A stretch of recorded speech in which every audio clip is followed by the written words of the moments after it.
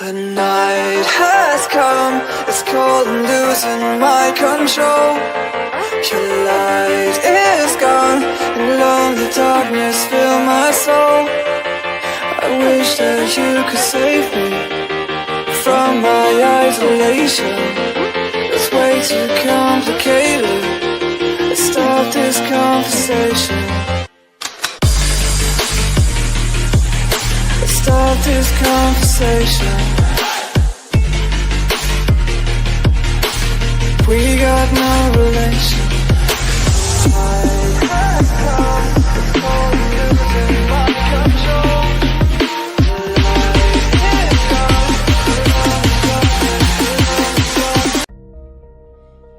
Hi, and welcome everyone to Ethereal Encounters Unveiled.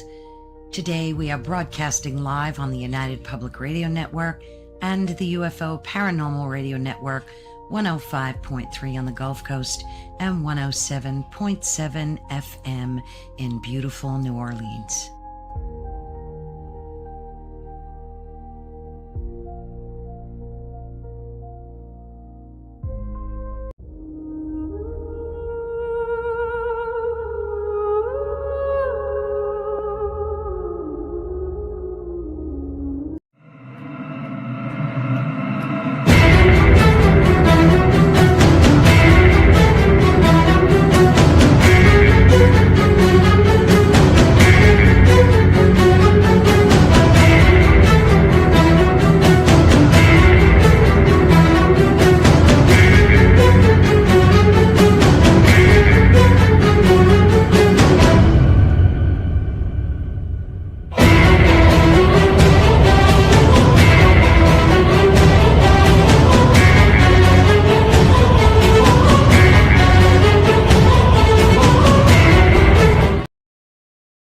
Hey, welcome to the Sunday night edition of Into the Night with me, your host, Sean Kelly.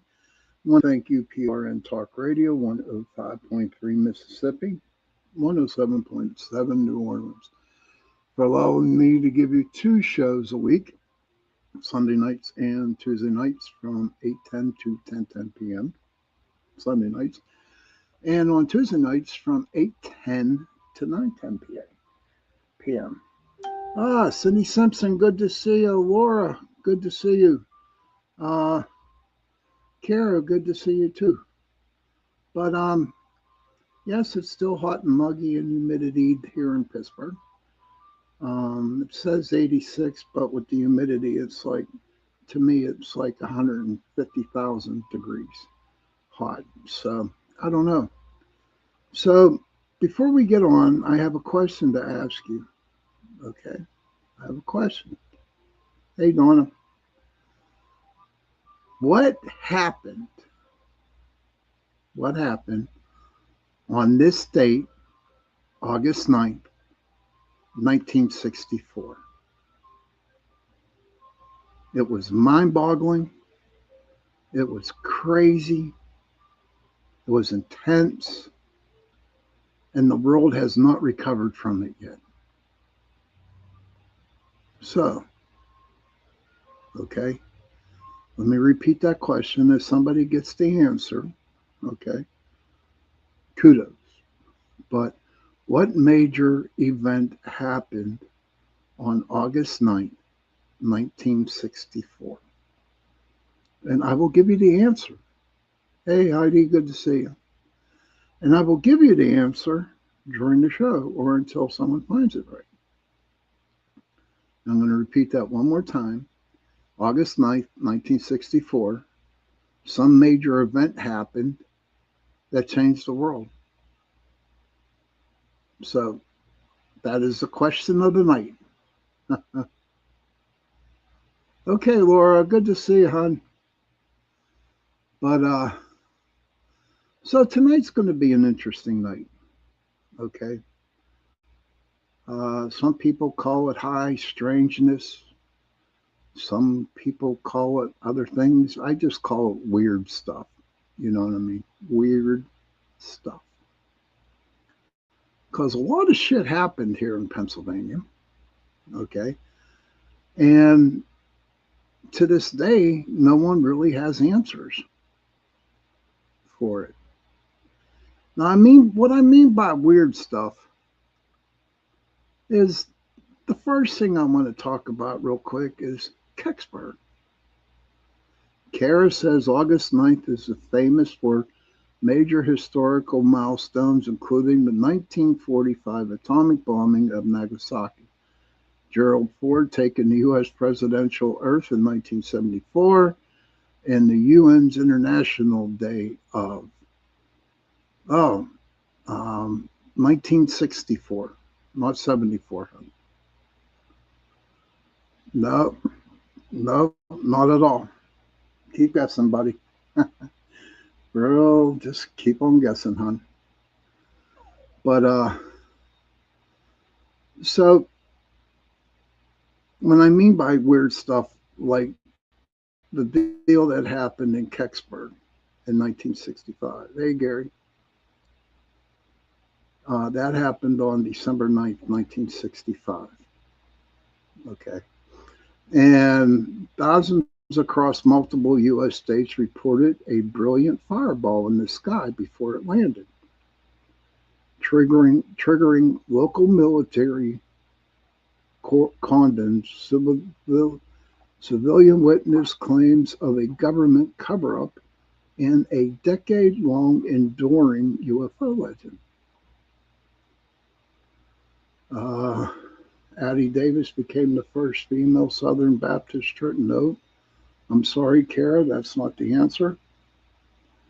Heidi is, I'm intrigued with weirdness. that you are. But what's crazy about Kecksburg, okay, I'm going to read up a little bit here. The timeline of events, and I'll give you my theory on it. And I have a real good friend, John Ventry, who I used to co-host shows with. He has another theory. And maybe one day when it gets around that time, I'll have him on the show and we can talk Kecksburg. Okay. December 9th, 1965, a blazing fireball streaks across the afternoon sky, seen from Canada down to Pennsylvania. The crash site, local youths and residents spot the object dropping into a wooded hollow in Mount Pleasant Township. And you know what? Let me tell you about Mount Pleasant Township. Their zip code in Mount Pleasant is 15666. That is Mount Pleasant's zip code, 15666. And I investigated a lot of places up there, and it is freaking creepy. Okay, it is freaky haunted. Right, talking about weirdness, Heidi. There's a lot of them. The underground fire city, yeah, that is Centralia, but nowhere near it. But Centralia, we'll talk about that tonight. Um, but I remember doing an investigation up there. It was called the R&R Hotel. And this sucker was old. See, Mount Pleasant was really big with the railroads. It's okay. You can guess all you want, buddy. You can guess all you want. Oh, yeah, okay. Oh, you're talking about the question. Nope, not that either. Kara says Hurricane Cleo struck the Caribbean, killing 120 people. Sorry, Kara, wrong answer. This was a freaking major event back August 9th, 1964. I mean, it was insane. Yeah, that's true. If nothing else, we're learning things. That's true. But okay, but we did this R&R hotel, and we were there for a 2-day investigation. And the place was hey Johnny, and it was occupied by a lot of clothes, by a lot of guys. Man, it was crazy. I remember that morning I went up to the R&R to get something to eat, to check in early, take a scope of the place. And as I pulled into the parking lot, I saw a hearse. True story here. that morning somebody died in the hotel, at the R&R Hotel. And they were bringing the body out and putting it into, the hearse. No shit. And I was so excited. I called everybody in the group. I said, guess what? Somebody died in this building this morning, and we're investigating it. It was a Friday and Saturday night investigation. And so that wasn't the excitement. That wasn't exciting about, the person dying. That I felt bad for that. But knowing that somebody died in the building we were going to investigate that weekend. But that was the start of strangeness. Okay, that was part of it. Now, when I was up there, I ate my lunch, and it's a beautiful hotel. It's not there no more. They closed it up. But when we were there, it was still open. Now there were 8 rooms. There were 8 um, rooms in this hotel, and so I checked in, went up to my room, and I decided to take a nap. Okay, because I always had to nap before an investigation, and so I'm sleeping there, and they had one of them old phones, rotary phones, in the room, and all of a sudden it started to ring. And I'm like, shit, no one knows I'm here except some people. And I'm thinking, so I answered the phone and I said hello, and nothing answered. Nobody answered. I said, this is weird. Okay, this is really weird. Holly, hey, Holly, no, not a UFO sighting in Virginia. Uh-uh. August 9th, 1964. But so I hung it back up and I fell back asleep, and again it rang again. I answered it, and I'm like, hello, and no answer. I'm like, son of a bitch. So what I did was I took the phone off the hook. I took it off the telephone. And so, okay, I get up. It's about 5, 6 in the evening. I was going to meet the crew for dinner.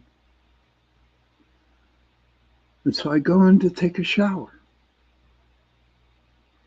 Now I like hot showers, okay?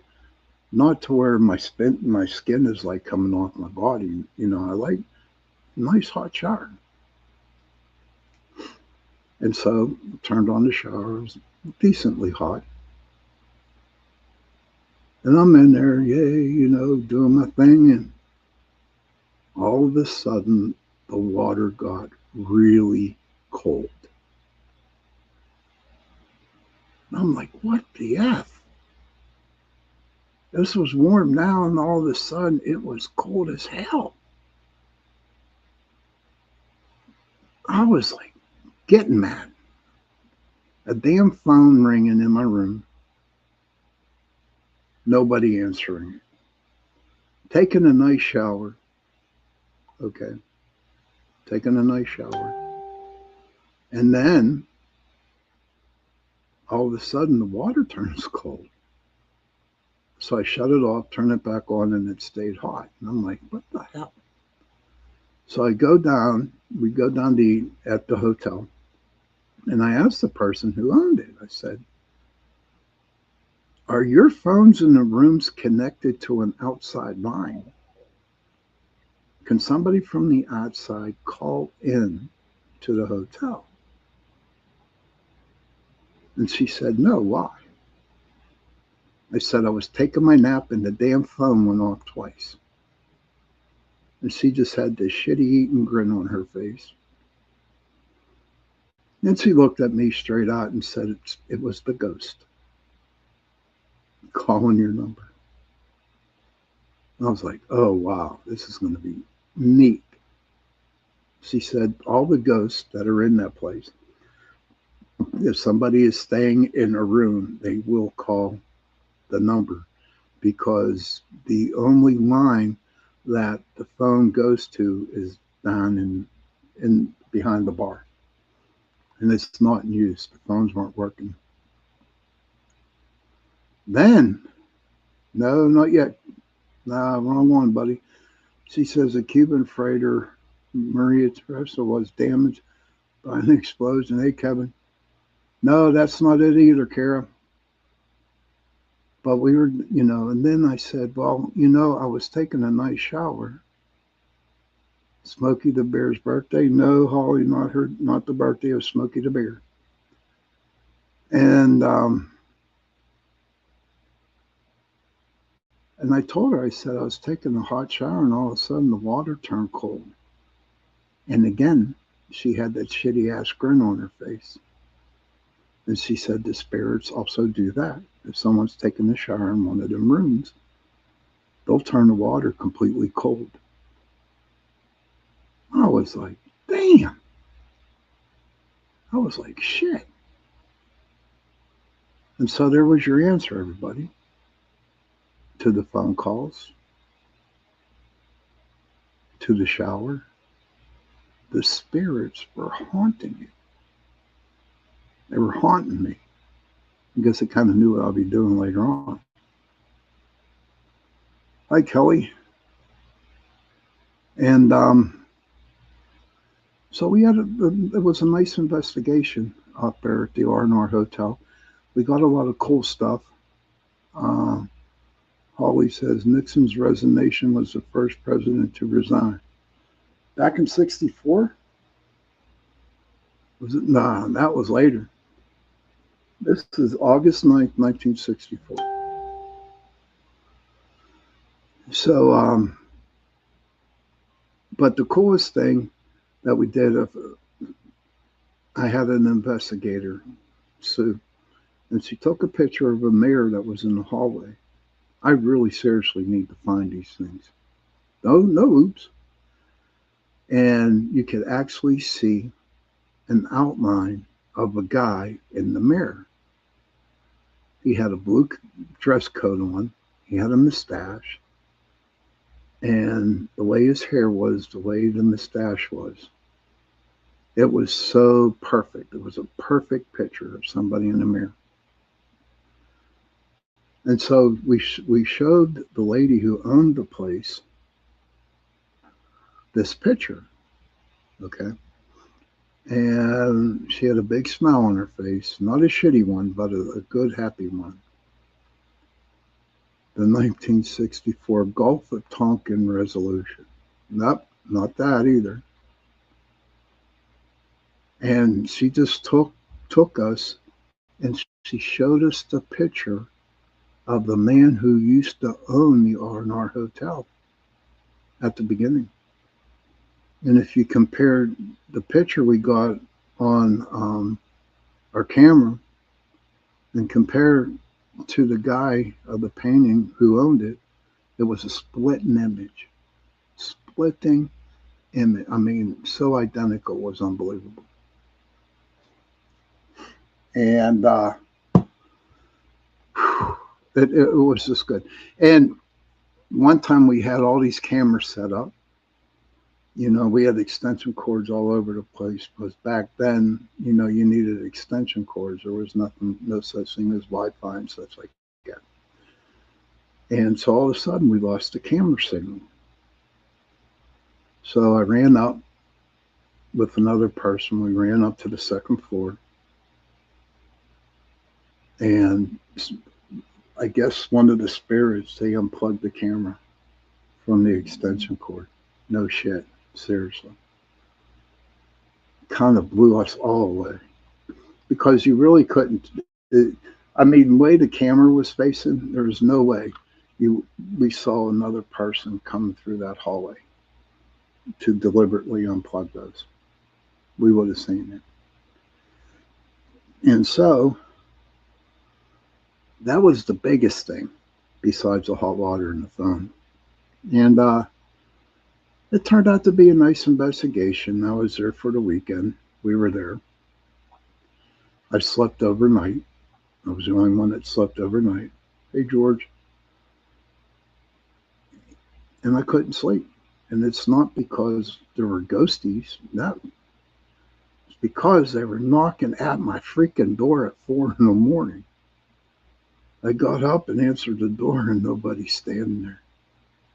But what's more creepier was I was standing there with the door open and they were still knocking on the door with me being there. I was like, damn. And so I said real loud, I said, listen, I want to get some sleep here. Can you cut it out and be done with it for the rest of the night? And I swear on a stack of Bibles, honest to gosh, I heard a lot of giggling in the hallway. It was like so cool. It was a fun investigation. But again, my Pleasant zip code is 15666, and it's a very haunted area. I have done a lot of investigations up in that area, the houses and stuff like that. And there's just a lot of, I hate the word to use evil, but there's a shitload of evil up there in Mount Pleasant. So, the crash site, local use and residents spot the object dropping into a wooded hollow in Mount Pleasant Township, reporting smoke, blue light, and an acorn-shaped metallic shell. Witnesses claim the U.S. military and state police quickly cordoned off the woods, restricted local access, and removed an object on a flatbed truck.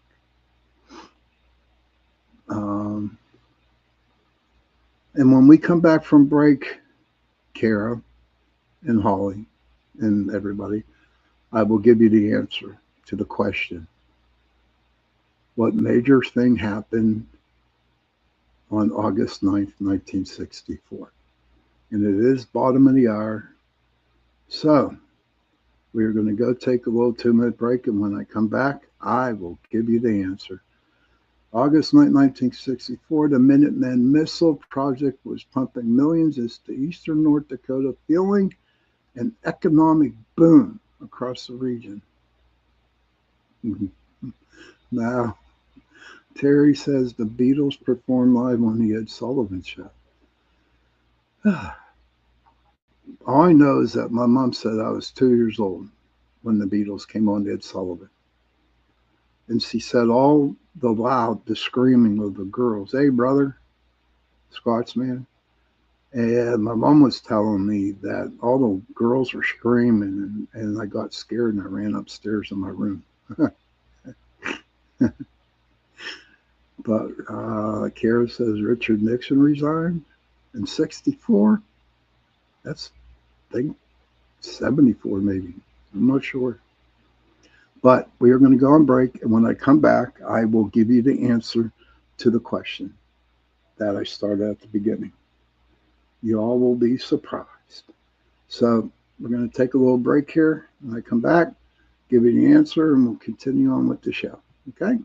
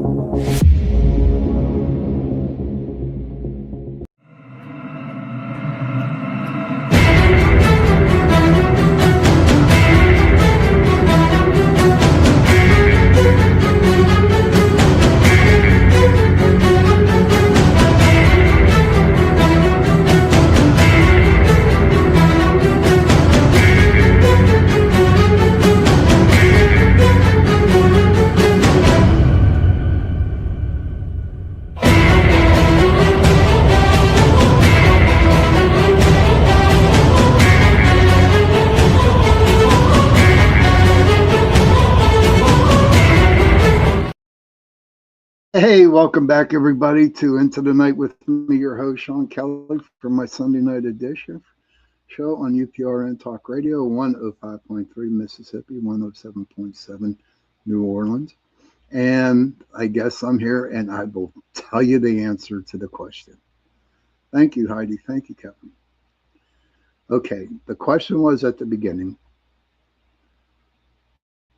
what happened that changed the world in August 9th, 1964?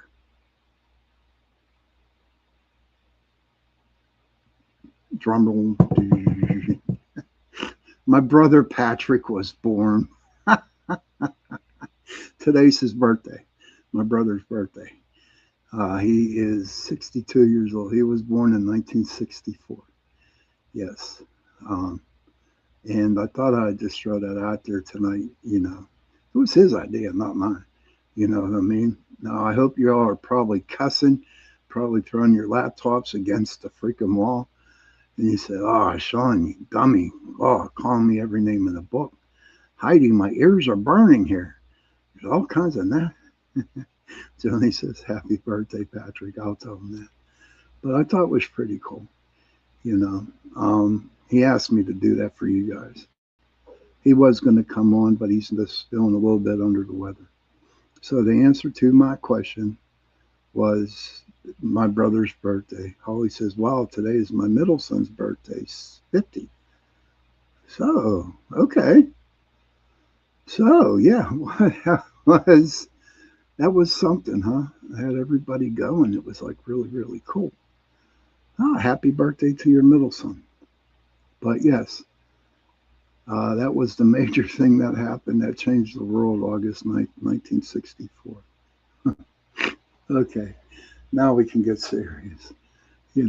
Boy, it took everything I had to hold that answer in, but it did.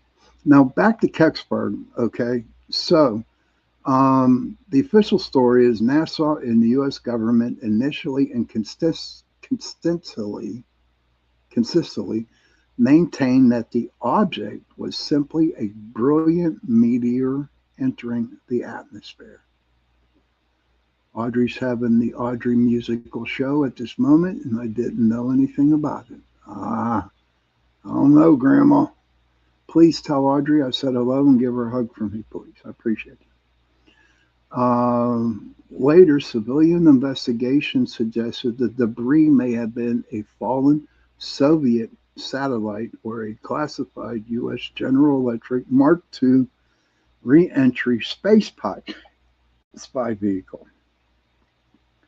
And then local folklore perpetrated by UFO researchers insisted an alien spacecraft with mysterious markings was hauled away by the military, leading to decades of lawsuits.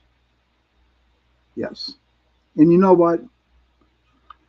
That's the explanation from the military and NASA. They have so many theories about Kecksburg. John Ventry has a very good one. He's very knowledgeable on it. And you know what? Me and him have, you know, debated on it. Okay. We debated on Kecksburg. And what I read, she playing drums. That's okay. Nothing's way off topic here. Hey, Facey Ace. Good to see you, buddy. But here's my theory. Okay, back in World War II, Germany was big into the occult. Okay. And Hitler believed in the occult. And they had like a UFO type of looking thingy. Okay. And what happened was after the war, the Army, the Air Force Army, went in and confiscated a lot of stuff. And what they did confiscate was the UFO or the acorn shape, whatever it was, from Germany, and they brought it back to the States. Okay. And I believe that the the Air Force or someone in the military, one branch, decided to see if it would fly. And it flew, okay? And it landed in Kecksburg. And so, yes, the military did come in with a flatbed. And yes, they did cordon off the area. And the military in Nassau, I mean, seriously, went full blown, let's change the story. And today they have the Kecksburg, day up there where they have a big, like, camping thing or whatever it is. I would call it a party.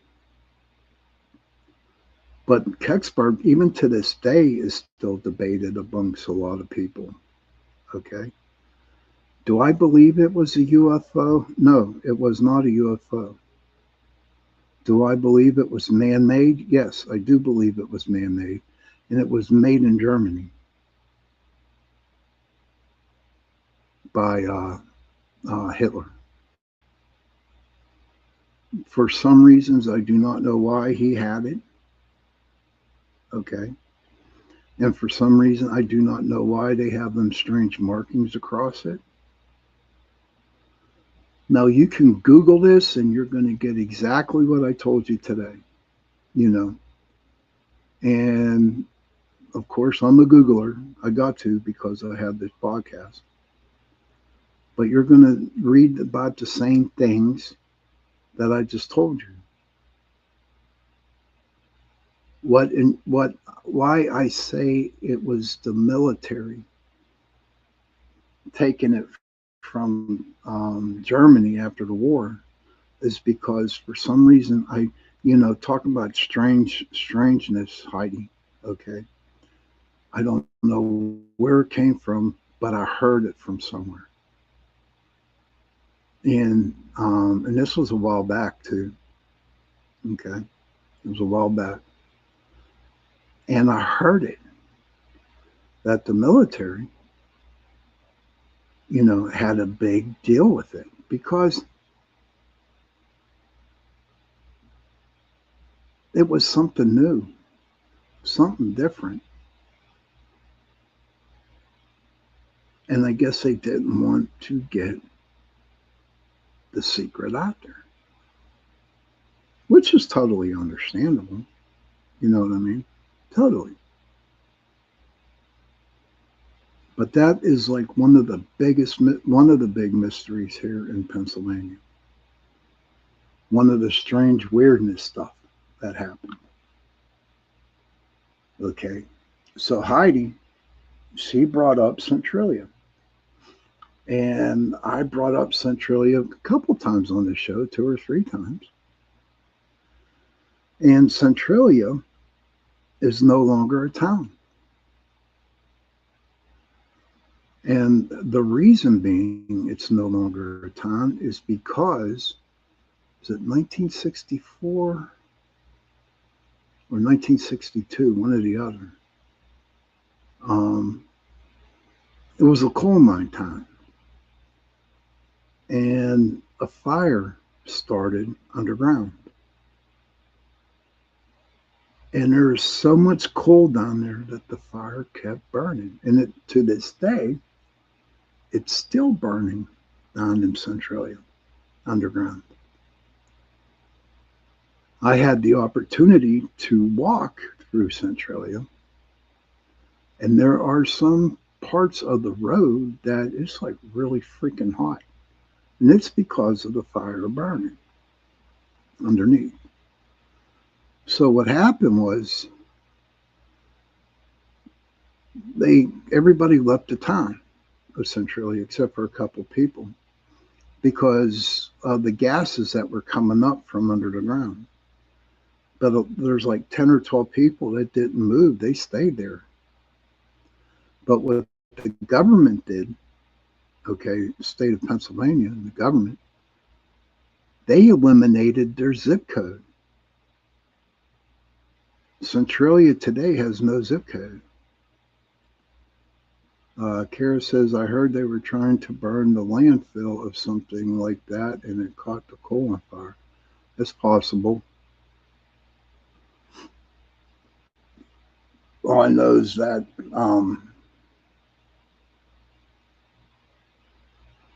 all I know is that it's still burning and it stinks up there. And the government took Centralia's zip code away. And there's only like a handful of people that live up there now. But what's crazy though, what the another thing about Centralia was, did anyone see the movie House on Silent Hill? They based that movie off of Centralia. And it's not all the ghosty shit that you see in the movie and stuff like that. It's because of the smoke, the fog in the movie itself on the hill. And that's what Centralia, I mean, it was big. It wasn't as talkative, it wasn't as big as it was before the movie Silent Hill. And when Silent Hill said that they based the movie off of Centralia, then Centralia got really big. Holly says, "Happy birthday, Patrick." I will tell him. But that's another strange Centralia. And people to this day still live there. But what I want to say is, okay, to me, they claim it as a ghost town up there. You could see by taking away the zip code, you could see by all the abandoned buildings up there. And people think it's really freaking haunted up there. And it really isn't. It really isn't. It isn't haunted.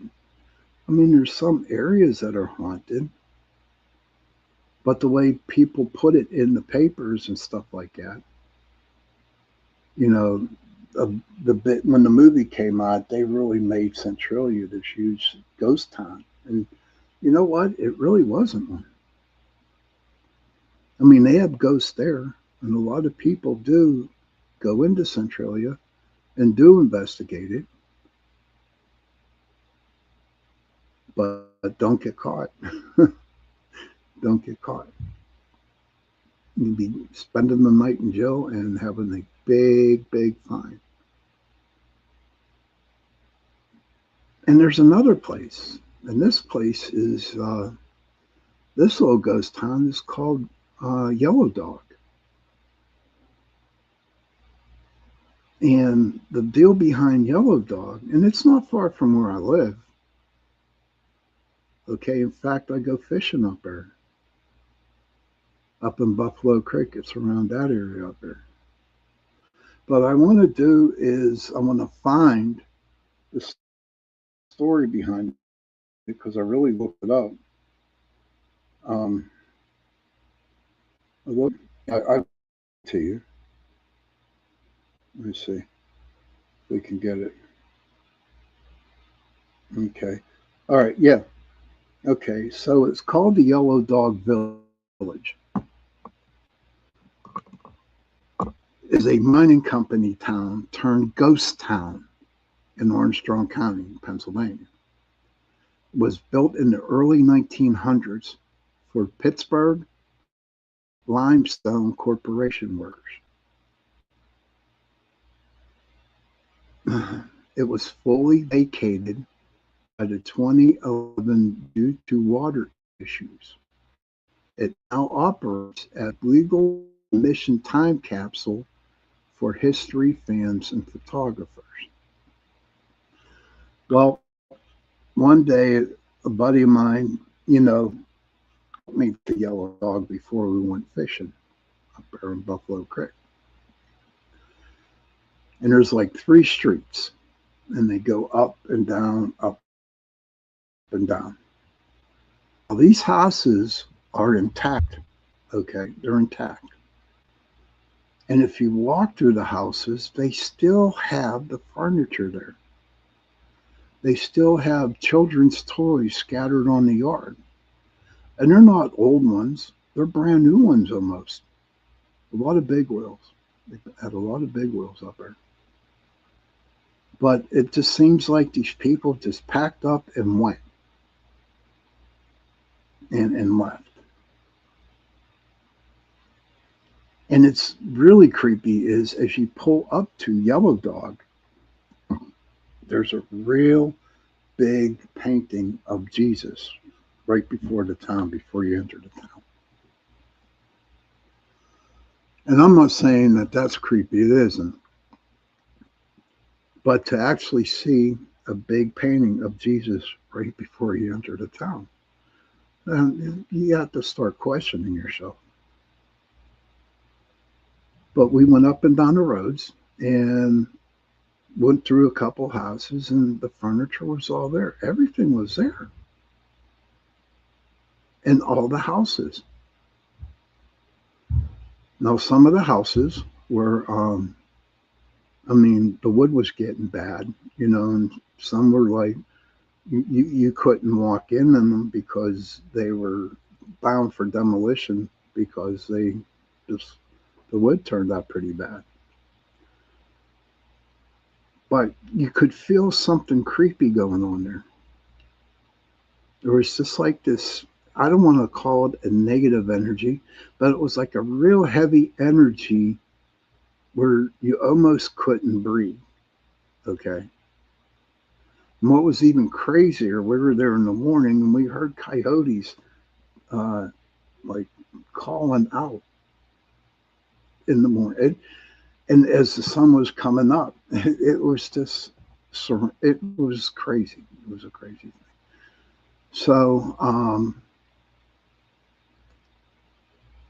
So, okay, here we go. It's the atmosphere and experience features 26 preserved buildings, including homes containing old furniture, clothes, and personal papers. Yes, and all the homes almost. Offers a spooky, quiet, rural setting where visitors see nature slowly reclaiming old wooden structures.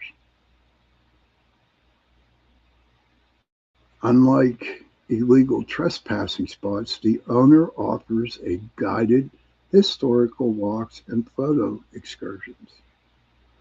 If you're ever up in the Freeport area, in the Slate Lick area, make sure you go to this little town called Yellow Dog.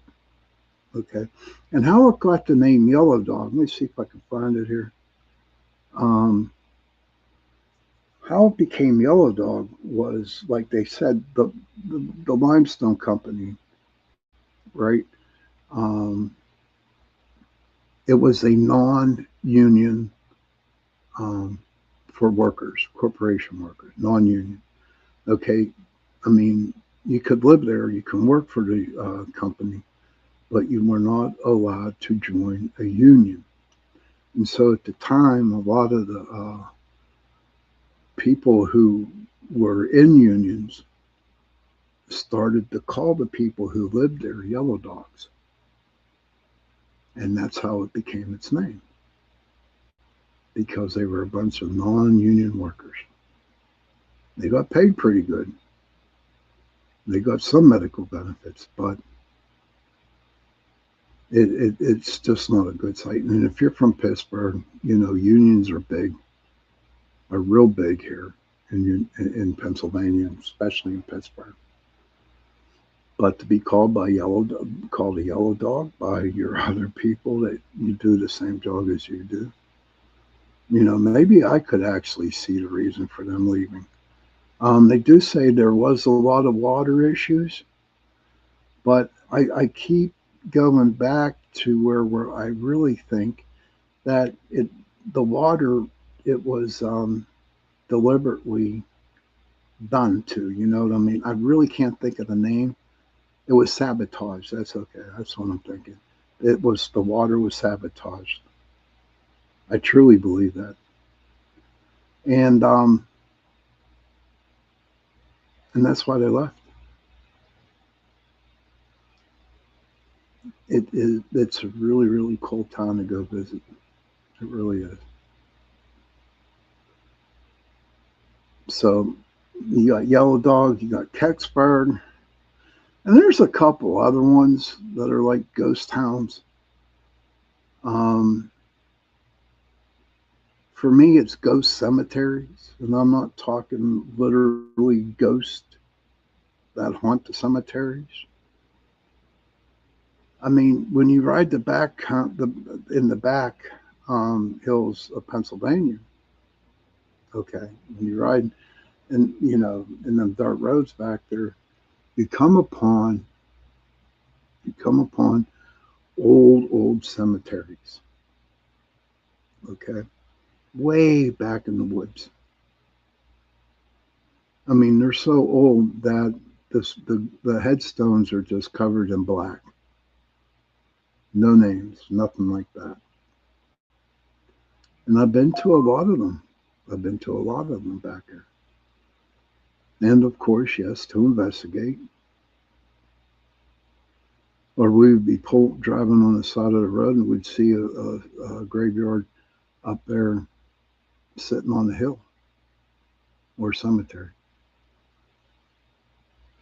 Because I do believe, I don't know how it goes, but I think cemeteries, okay, um, is when there's a church nearby, I think, and then maybe I haven't run in the graveyard is where there's no church. I don't know any of that, but I don't know. Yeah, how about you? Anybody out there, in the chat room that would like to talk about some strange places, weird places where they live? That would be pretty cool, you know. But we are getting toward the top of the hour at 9 o'clock, and so we're going to be taking a break in a couple minutes here. But as we go on the break, I'm going to find a couple other things, and then at 9:30, 20 to 10, then I'll draw the cards again. But it is awful warm out down in West Virginia. Okay, West Virginia has a lot of crazy things. Pittsburgh is in the Appalachian Mountains, so is West Virginia. And there's a lot of stuff that happens in those mountains down there. And I don't know what's happening to me right now, okay, to be honest with you. But I'm not thinking straight, you know. I don't know. So we're going to take this break, and when I come back, we'll continue with the show. Okay? So we'll see you in a couple minutes.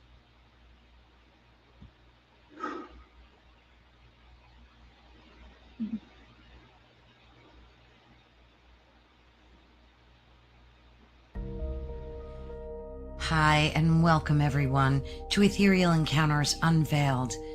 Today we are broadcasting live on the United Public Radio Network and the UFO Paranormal Radio Network, 105.3 on the Gulf Coast and 107.7 FM in beautiful New Orleans.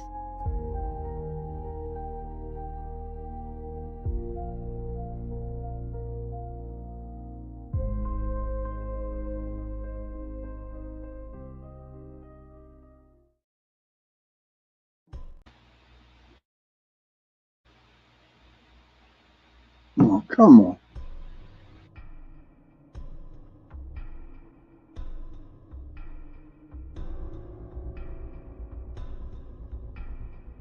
Welcome to Don't Whistle at Night podcast, where Navajo legends echo in the shadows.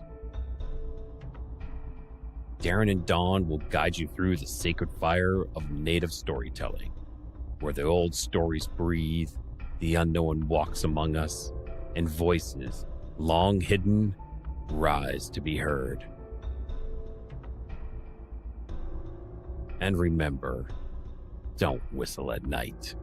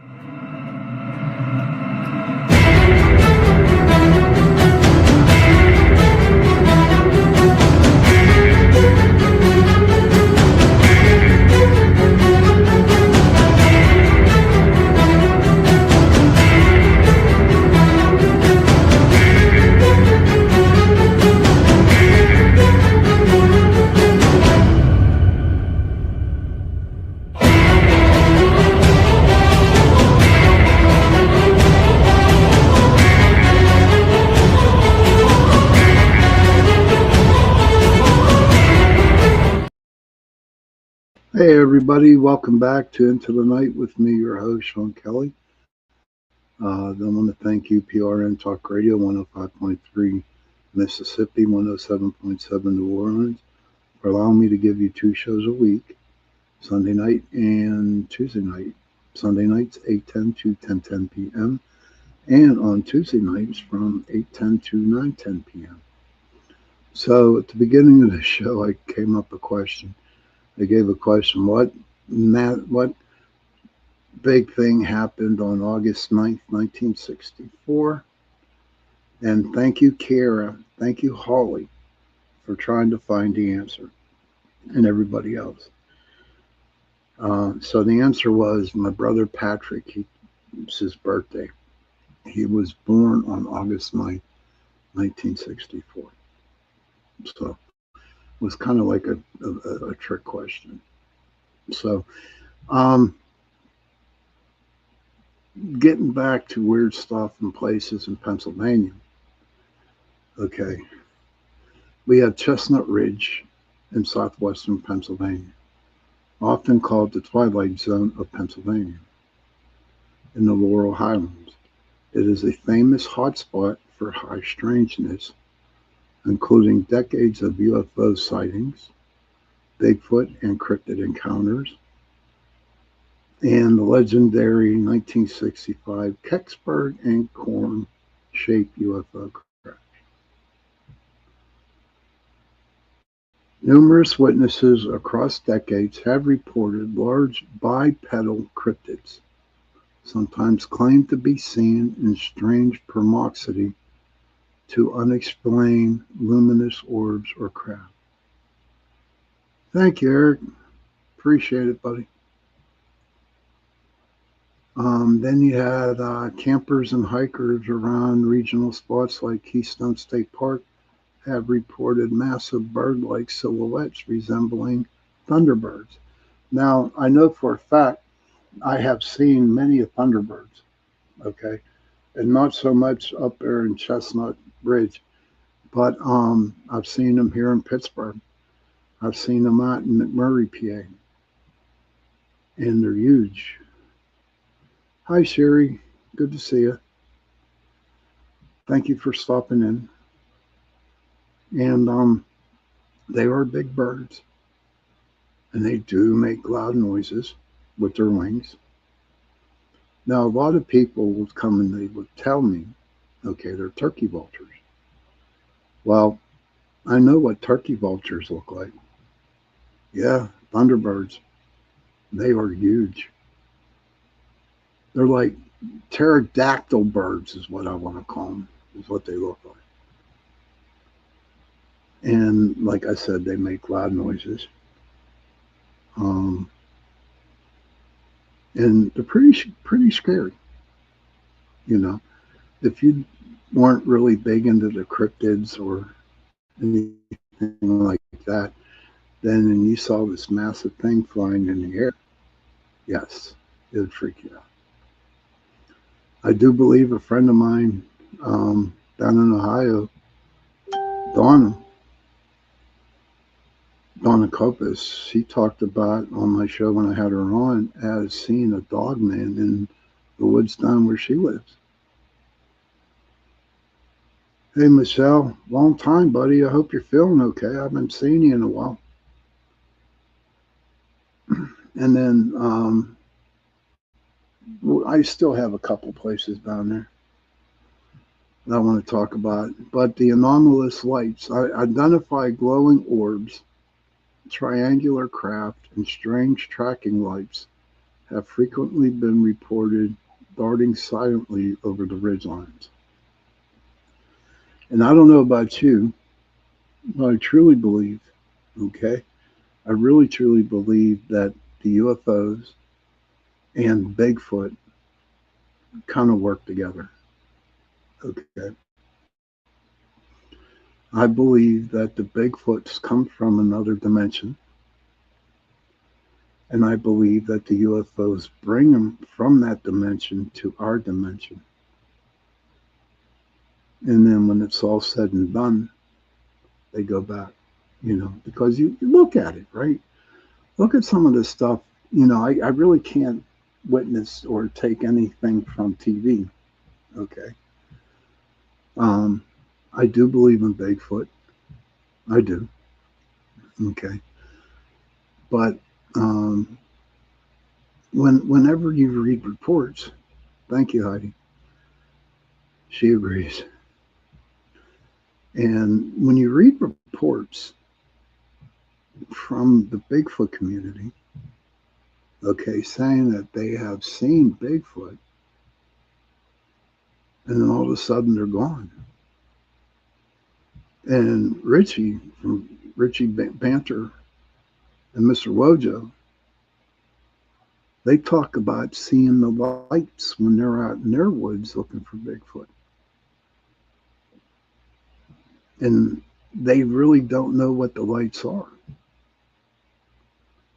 But I believe that I'm sure Mr. Vogel saw some lights too. Um, Around, where Bigfoot is located, and I believe they already were. Uh, okay. Well, I'm glad you're doing okay, and I'm glad that you're back. I'm not going to read what you wrote, but I'm glad you're doing okay. And it's nice to see you back in the show. And if anybody hears a dog barking, that's my next door neighbor's dog, begging for treats. But yes, I believe that the UFOs and the Bigfoot work together, hand in hand. And I remember when I was with Chasing Prophecy with Jenny Nicasio.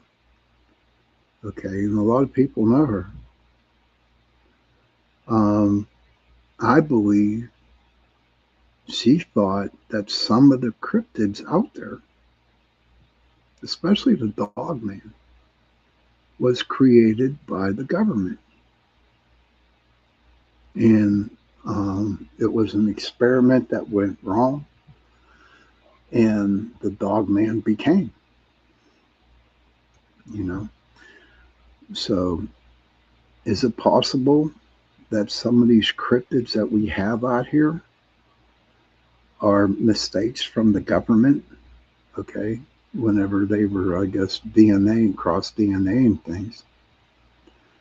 And you can't tell me that it can't be done. It can be done today. Um, Someone real close to me does it. My son. He works with DNA, and it's real crazy what he can do. So I'll take.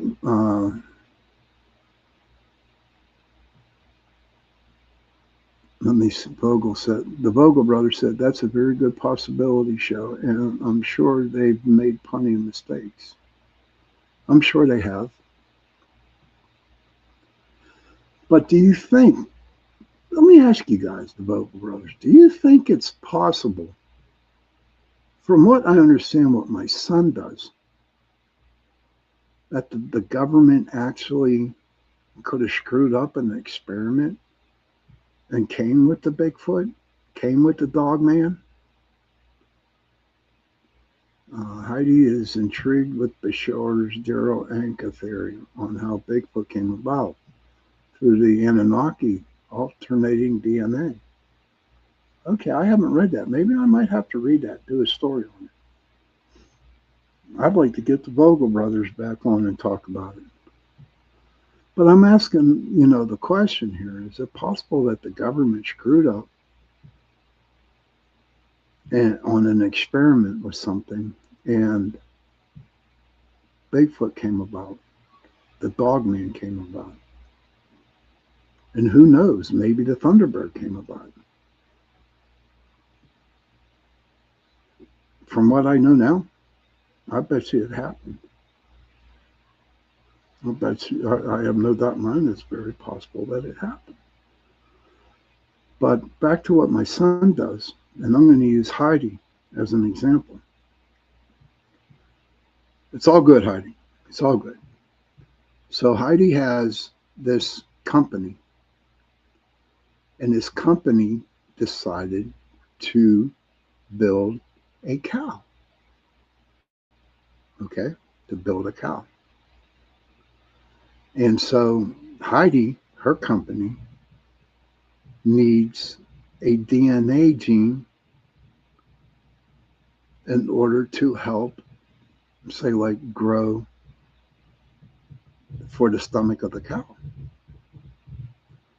Well, what happens is Heidi's people, Heidi's company, will call my son's company, and Heidi will tell them what she needs.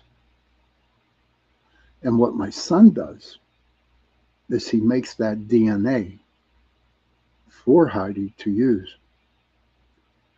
in order to make their cow. So is it alternating? What I know now, hell yeah, absolutely. Vogelbrush says, Sean, I have no doubt that I'm sure that we'll never find out about it, just like the UFOs it took 50 years, right? But I'm sure they've done experiments that have gone total haywire. Okay, that's good to know.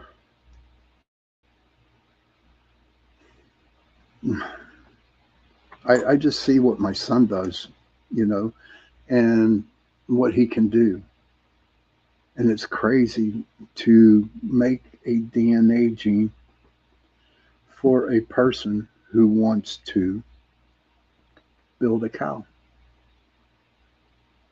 That's why you see all the meats that are factory made. I believe they are altered, but I'm not going to get into it. Not in this. This isn't the show to do it in. But before we go on our last break, I want to talk about the Mothman. Okay. Now, I may lose friends, but it is the free world, and I can say whatever I want to say, freedom of speech. And I believed at the beginning when I first learned about the Mothman, how it terrorized this one town. And people would see it flying and landing on their cars with red eyes and big ass wings and claws. Okay. And since I was new into the cryptids and about the Mothman, okay, I was intrigued about it. I really was intrigued. So I did a little bit of researching on it.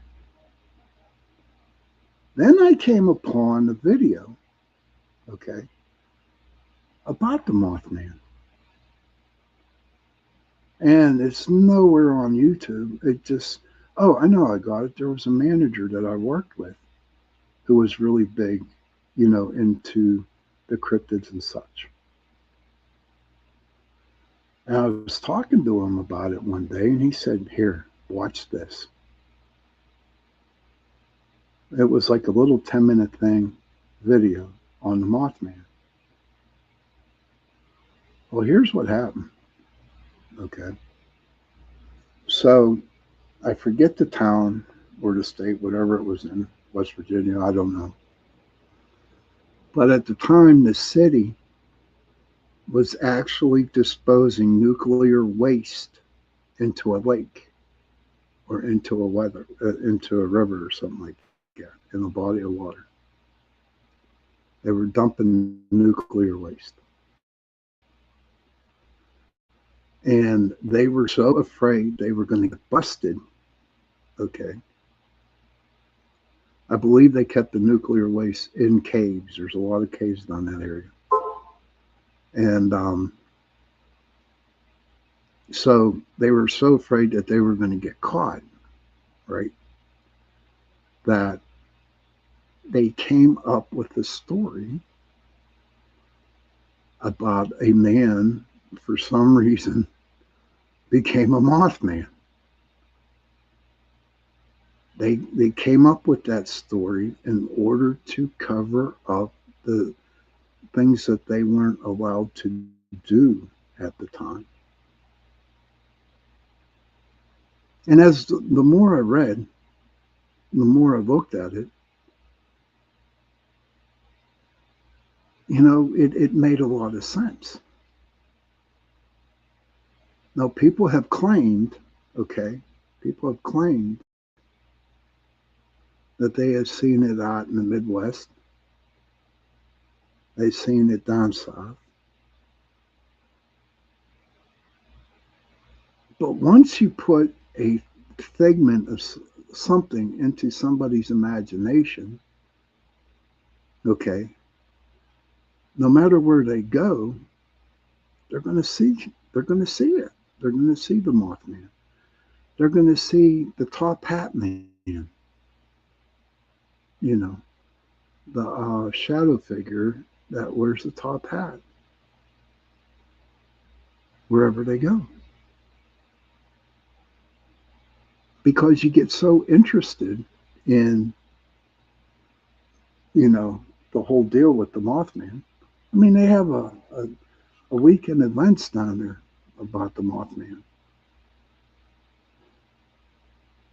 And by reading it and driving it into people's heads, okay, it's going to be ingrained in there. Just like people saw a ghost that's ingrained in their heads, so everywhere they go, they see the same ghost.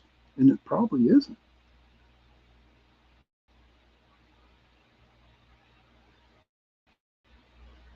So when it comes to the Mothman, and this is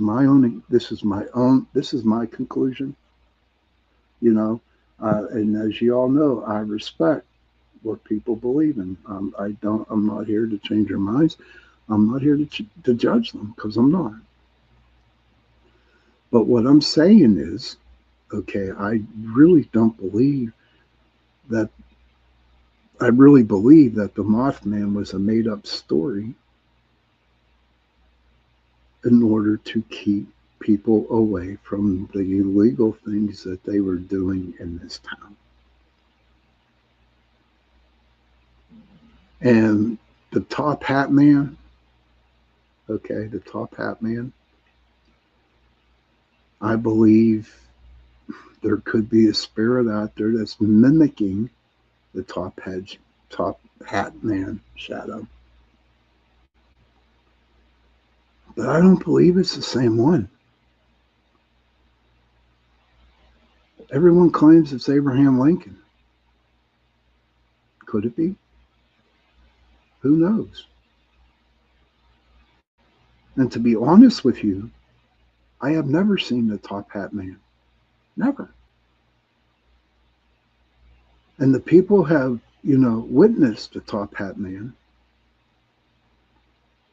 First thing I ask them is, do you have any video or any pictures?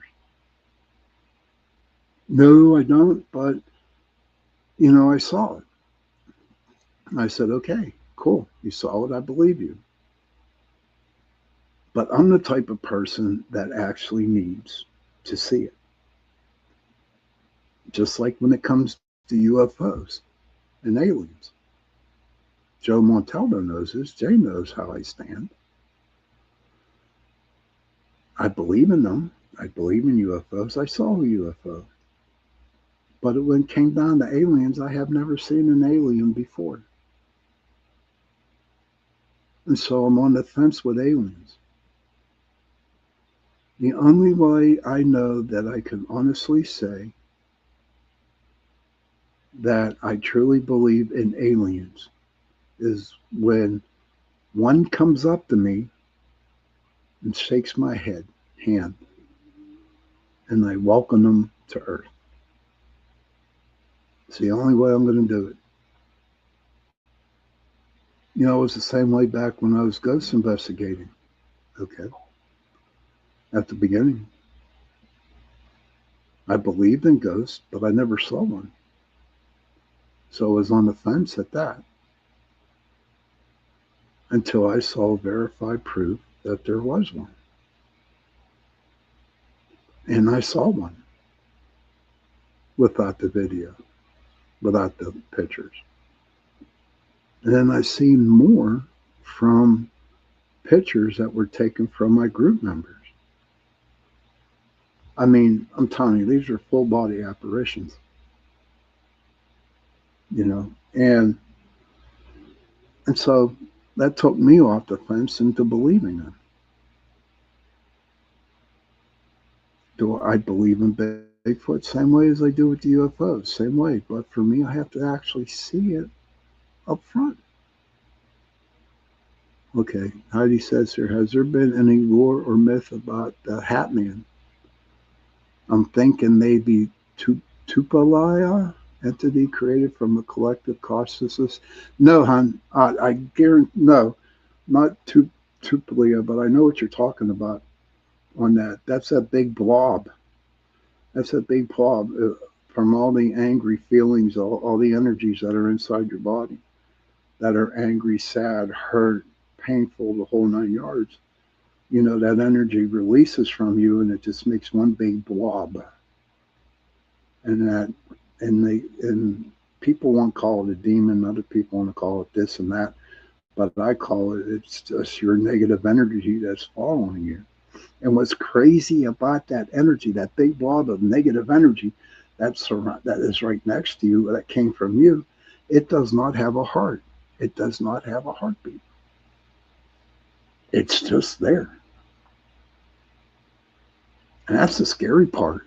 When it's not there, there's no heartbeat. It's not a live cell or whatever. But could you feel them? I could feel the ghost, yeah, absolutely. Amy Allen speaks of that, a KP entity. You know what? I never heard of a KP entity. I am on the fence with Amy Allen too.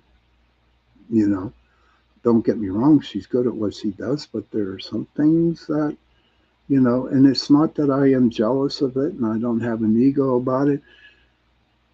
I just, yeah, absolutely, I felt them. Yeah, I never saw them.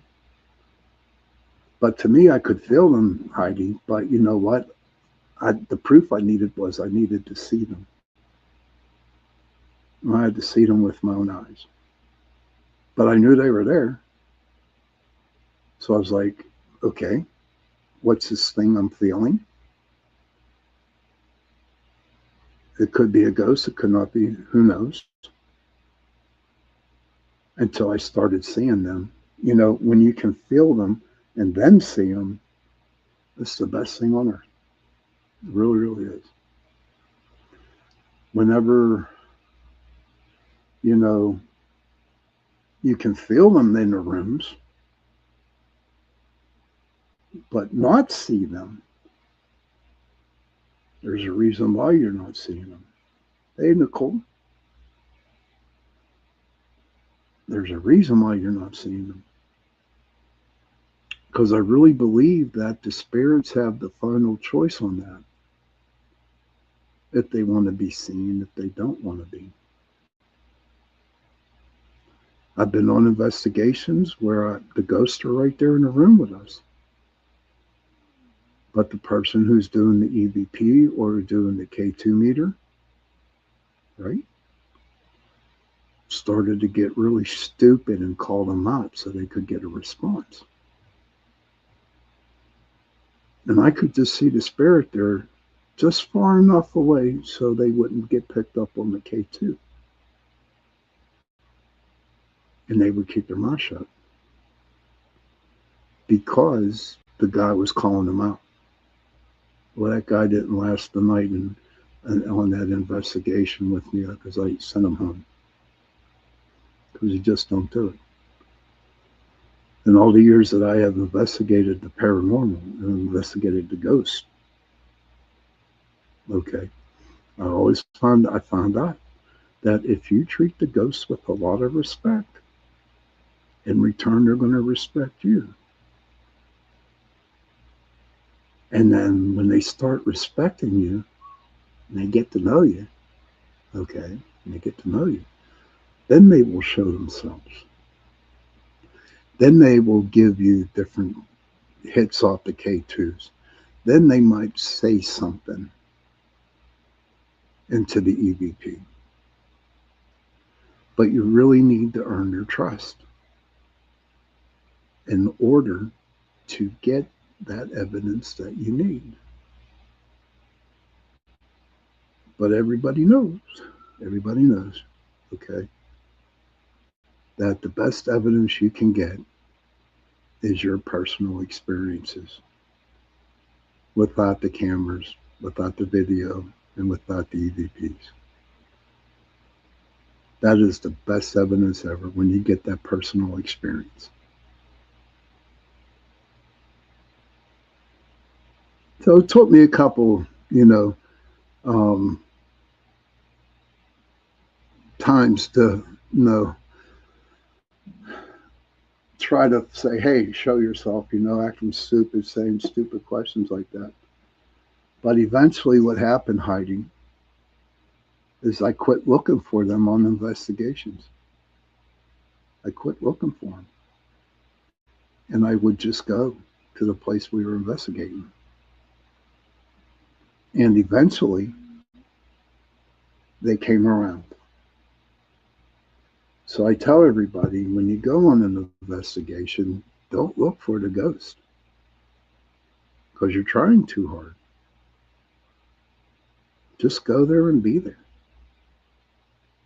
If you are there and you're like ignoring them, that's another thing I want to say, that if you ignore the ghost, they get mad. I'll tell you a story real quick, then we'll go on our last break. And what I mean by that is, say, whenever you would go in and you'd start doing an EVP session or a K2 session in a room with another person, and you're asking all these questions, you're asking them to take the light up to the red on the K2, all kinds of stuff, and they're just not responding, but you know that they're in the room, okay, that you know they're there, but they're not responding. And then what we decided to do one day, okay, what we decided to do was ignore them. We went and had a quick smoke, came back in, and then we just started talking about our day at work. How was our day? Blah, blah, blah, blah, blah, blah. And we'd light a K2 meter on the table or something. And so we'd be talking about, life, not even asking the ghost a question. And then all of a sudden, after a half hour, all of a sudden you see that K2 meter light up. And it would light up and continue to light up. It was pissed at us because we were ignoring it. And it worked. And so we did a K2 session with it, and that was it on the investigation. So there's a bunch of little tricks that you can do. And one of them is, if you're on an investigation, just ignore them. Ignore them. And if you're out in the cemetery, you know they're there. Don't even look for them. Let them come to you. I'm going to tell this story real quick, and then we're going to go on our last break, and then we'll get into the animal cards. Okay. So, it was one Christmas Eve. I had to go to my mom's friend's house to pick up some cookies, Christmas cookies, because my mom's birthday is on Christmas Day, and we have a birthday party for her on Christmas Eve. So on the way back, I decided to go visit my father, who's laid out in Holy Soul Cemetery. And so I go up there. It was just about dusk. It was going down. And I pulled out my chair that I had in my car. And I sat down and I started talking to my dad. That's all who I was talking to was my dad. And then all of a sudden I looked up, and there had to be about 20 ghosts, 20 spirits that were in front of me. They didn't circle me, but they were in front of me. And then my dad came up. My dad was there in the front. And they couldn't talk. I wasn't really opening up to see what they were wanting to say. I could just tell in their eyes that they were happy and that they weren't sad. Just like my dad was. He wasn't sad. He was just happy. But it was Christmas Eve, and I looked up and there was 20 ghosts or 20 spirits looking right at me. I had no cameras. I had no videos. I had no EVPs. And you know what? To come to think of it, if that happened, right? If that happened, I would not want to take a video, picture, or EVP. That was something personal between me, my dad, and the spirits that are laid out there or buried in the cemetery where my dad's at.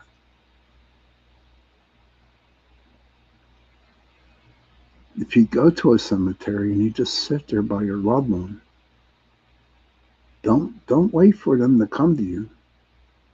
Just talk to the person who you are seeing. And then maybe if you look up, you might see some spirits around you. Or you can feel the energy around you.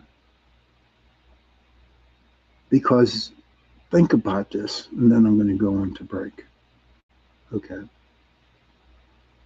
So you've been dead for about 100 years now. Okay. And the only place you hang out is right there at the cemetery where your headstone's at.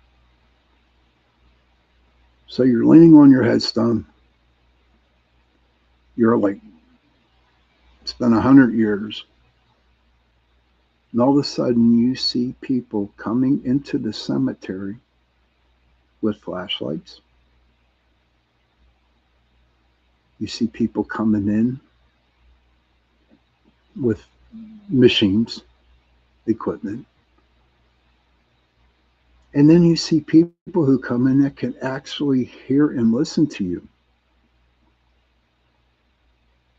Would you not want to go up and start talking? Of course you would. When you know you have somebody there that can understand you and can hear you, of course you are going to go up. You finally met somebody you can actually talk to. You've been buried for a long time. Anybody. No one visits you no more. And you finally have the opportunity to go and talk to somebody.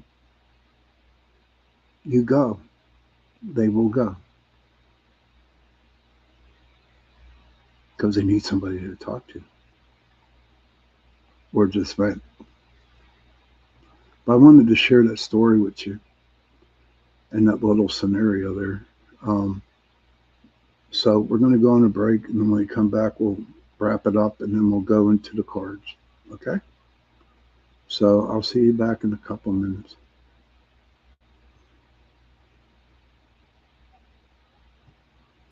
The night has come, it's cold and losing my control.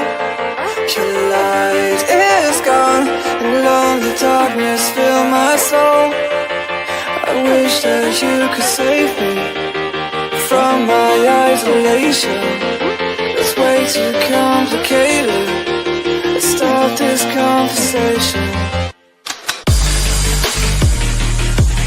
Let's start this conversation. We got no relation. I have come for losing my control.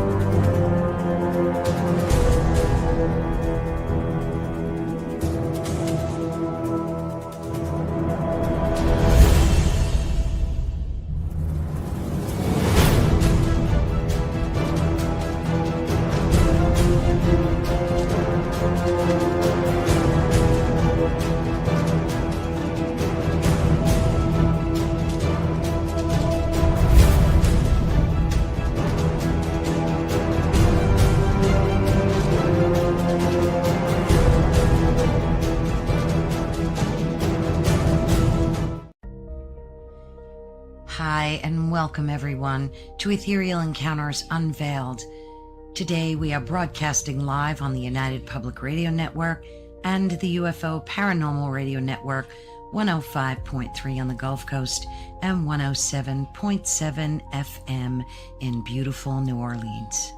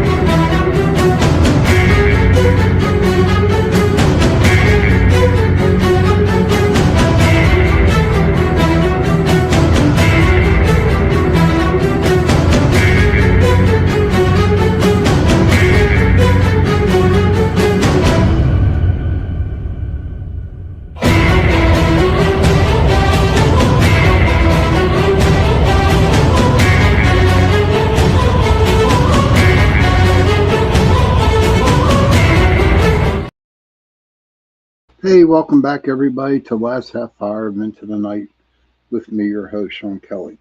To wrap up about today's topics, in conclusion, I want to say that no matter where we go in this world, no matter what we do, there's going to be some weird shit that's going to be happening. Hey, Buck Brown, good to see you. There's going to be some weird stuff happening to us, or we're going to see a bunch of weird stuff happening. And if, in my opinion, if you want to stay sane, care. Oh, don't be sorry, please, please, please. Thank you. Don't be sorry, Kara. It's okay. I'm just glad you're here. But just don't go down. Thank you, Kevin. Those are big ones too, man. And linger around every corner. Welcome back, lurking and lingering around every corner. That's cool, Heidi. Thank you for the wolf and snake, Kev. Appreciate it. But don't go down a rabbit hole on some strangeness or some weird shit that's been happening around you or with you. Oh, mouse and rabbit. Interesting. And just continue doing what you do for yourself. Walk your path. Walk your path. And don't worry about the strangeness around you. Because honestly, it probably doesn't have nothing to do with you. Hey, Sean, we'll have to get together and I'll tell you about the experience I had the other night with a translucent bear. Oh my God, yes, sir. Yes, we can do that. I would appreciate that, dude. I will be in touch with you. That would be so cool. So I'll be in touch with you pretty soon there. Those are some big major animals you pulled there, Kevin. I truly appreciate it. Kevin every week pulls animal cards for me. And that's really thoughtful of him. But remember, enjoy life and take it with ease. And like my reading was for last week, follow the course. Follow the course. And I had to do that this past week. And I followed the course. And it wasn't as bad as what I thought it would be. When I followed the course, then I was keeping myself grounded. Wanted to tell you that, Heidi, the other day. I was grounded when I continued walking that course, that path to where I need to be. Thank you, Kevin. It is follow the course. That's my new saying. And that's what I did. I kept saying it. I forgot what I wanted to. I forgot a couple times. And then it just came, follow the course. And that's what I do. And I think everybody should do that, is follow their own course. And eventually you will get to where you need to be. And it's not so much what you want, okay? It's not what you want, it's but what you need. Spirit will do that for you. Follow the course, right, Rob? Good to see you, my friend. Me and Robert, we grew up together. He's like my best friend growing up. He's a good person. His family's a great person. His whole family, they're good people. So just follow the course. And we'll see where it takes you. Because I'm kind of excited to see where the course that I am walking takes me. So out comes the cards, my friends. This is what we've been waiting for. Okay. For any new people that are coming in and watching the show, okay. At the end, I do mini readings. I do a mini reading for everybody. And what I do is I'll pull cards. They're from the animal medicine cards. And it's not the definition of the animal that I am going to tell you. Want versus need. Love it. Thank you, Kev. I do, yeah. It's been like that ever since I got sober. So what I do is I do pull some cards, and then when I pull the card up, I look at the card and I pick out the card. You know, whatever is in my mind, what I'm thinking at that time, I will share it with you. So usually it ends up as a story. Okay. Now the reading could relate for you. Maybe it might not relate you. Okay. But if I could suggest, you know, um, the cards that I pull, write them down on a piece of paper. Okay. And then after the show, Google them and find out the spiritual meaning of the card. And as you get the spiritual meaning of the cards that I pull, then hopefully it will like strike a light bulb in your head. You say, hey, yeah, wow, this is why this is happening. Blah, blah, blah. So I just got done shuffling them. Take a deep breath.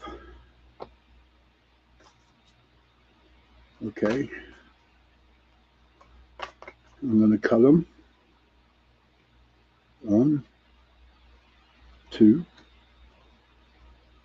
and 3. Okay, here we go, guys. Here we go. Okay, the butterfly. First card I pulled, the butterfly. Now we all know the butterfly, I just see everybody spreading their wings. Okay, they went through the transmutation, whatever you want to call it, where they started off with an egg to a pupa to a cocoon or whatever, and then they became a butterfly. And this is where everybody's at right now. And everybody is just like excited, like happy to be free. Transformation. Thank you, Kevin. And you guys transformed from a little egg into something very beautiful. And this beautiful butterfly that is flying around is just like happy and lucky and just happy to be alive, is what I see in that butterfly card for everybody. Yes, I see everybody is alive and they're happy and they're moving around. Hell. The coyote, the trickster. So I like where this reading's going so far. So the butterfly, you're moving around, you're all happy, you're just free, you went through hell to get to where you're at right now, the big, beautiful butterfly, checking out the different weeds, checking out the different flowers, checking out the different people out there, um, checking out the different situations, landing on a branch that might have something that might be intriguing you. And then comes the damn coyote, who is the trickster. And all of a sudden, you're like, wait a minute. You start thinking, okay, this person that just popped into my life, it's like telling me to do something. It's telling me to go over here and do this. And it's telling me to come over here and look at that tree branch. It's like really confusing you. You're like, I was free, I was happy at one time. Then, of course, the trickster, the coyote's pulling around and he's trying to not intimidate, but he's trying to pull you from what you are doing. He's pulling you from you being happy. There's somebody out there in this world right now that is trying to make life hell for you by tricking you into something that the trickster wants you to do and not what you need to do. Make sense? So far, it does. Okay, the dolphin, right? The dolphin is mana, breathing, okay? And the dolphin can go long distances in the water and it's breathing. So I like where this is really happening now with the trickster trying to tell you what to do and trick you into doing something that you really don't want you to do. Um, maybe throwing a monkey wrench into your happiness that you got right now. But the dolphin comes along, okay, the dolphin comes along and he says, you know what, little butterfly, you follow me, okay? Hop on my back and let's go far away from the trickster, from the coyote. And so the little butterfly, he goes on the back of the dolphin and they're moving, okay? So you found a person that is protecting you from this trickster guy or woman, whoever, who's trying to make life hell for you, okay? But this dolphin is a dear friend of yours, okay? Is a very close friend. And this friend knows what this trickster is doing to you. And your friend knows all the stuff that you went through in order to become a butterfly. So you did the right move and you got behind the back of the dolphin, which is the back of your friend. And you let your friend help you breathe and go far away from this trickster dude. And then, this is cool, then you got the squirrel coming up. So after the dolphin takes you far away from the trickster, then little Mr. Squirrel comes around, okay? And he's gathering all kinds of nuts to bury for the wintertime, okay? But the squirrel to me is you actually thinking of what's going to happen next to you. You're gathering all information for what is going to happen to you whenever that happens. I hope that sounded right. So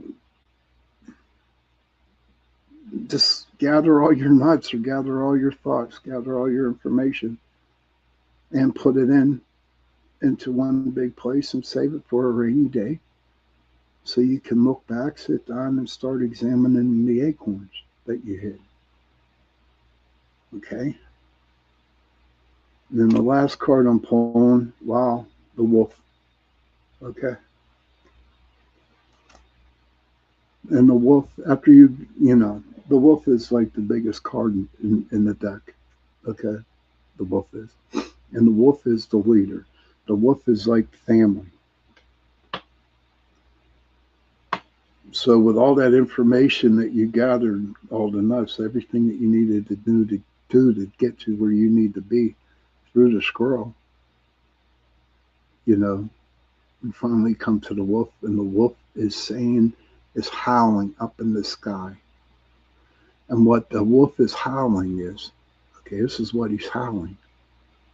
Everything that you have dreamed for, everything that you want, everything that you have gathered in your life, you told it to the wolf.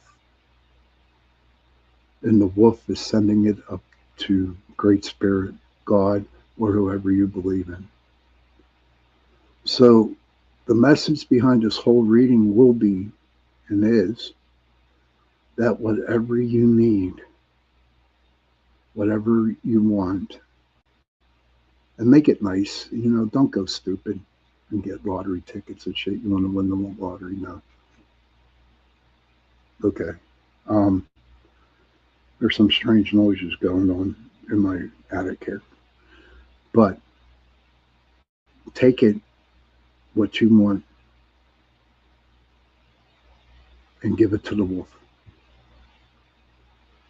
And let the wolf send it up to God or Great Mystery or Buddha.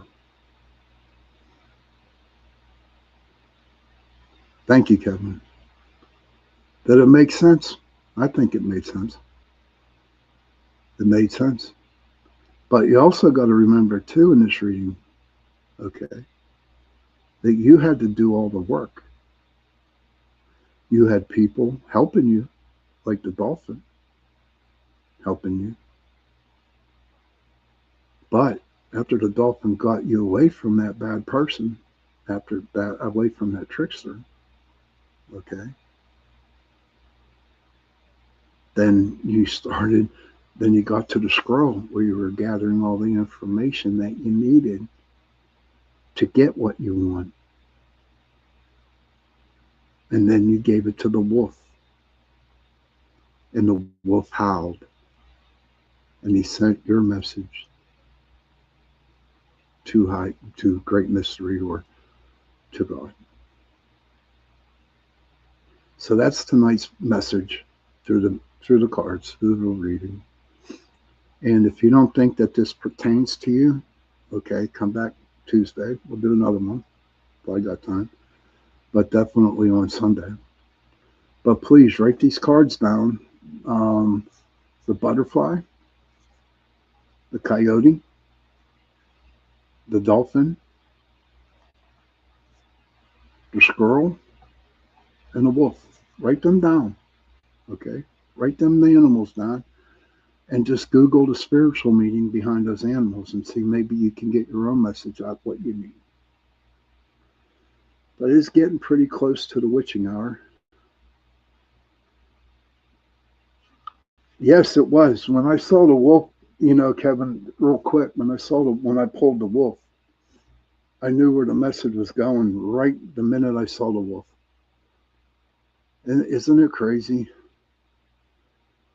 You do all that hard work, and finally there's somebody at the end of your path, the end of your trail, is going to send up the message that you need to your higher power, to God or Great Mystery, whoever you want it to be. So that was tonight's show. Okay. I hope everybody enjoyed it tonight. First card I pulled to the wolf. Ain't that crazy, Kevin? Ain't that crazy? Yeah, there was a coyote. Yeah, there was a coyote in there. That's the trickster, hon. The coyote's the trickster. Yeah, the coyote was the trickster. Um, I hope everybody enjoyed the show, and I think it was pretty decent. In fact, I know it was decent. Um, but I made it. I survived the 2 hours, and I'm so grateful for everybody watching the show tonight. This Tuesday coming up, I do not know what I'm going to talk about. So, again, you know, just be surprised. Thank you, sir. Thank you from the Vogel Brothers. Thank you. But it's time to get back into the cryptids and the Bigfoots again.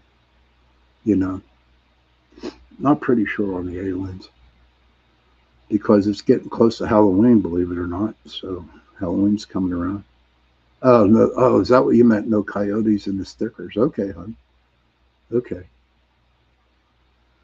So everybody, you have a good night, and thank you for listening to the show. And to all the 160 different countries out there that tuned in tonight, I want to again thank you, PRN Talk Radio 105.3 Mississippi, 107.7 New Orleans, for allowing me to give you this show tonight and the show on Tuesday night. Children, if you can, please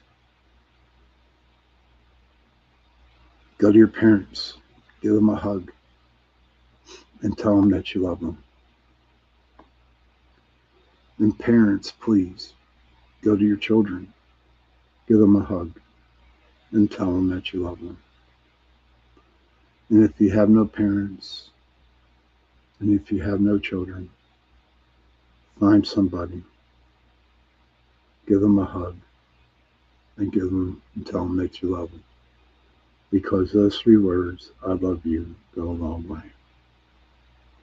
Remember, protect the children and follow your course, because you will get there.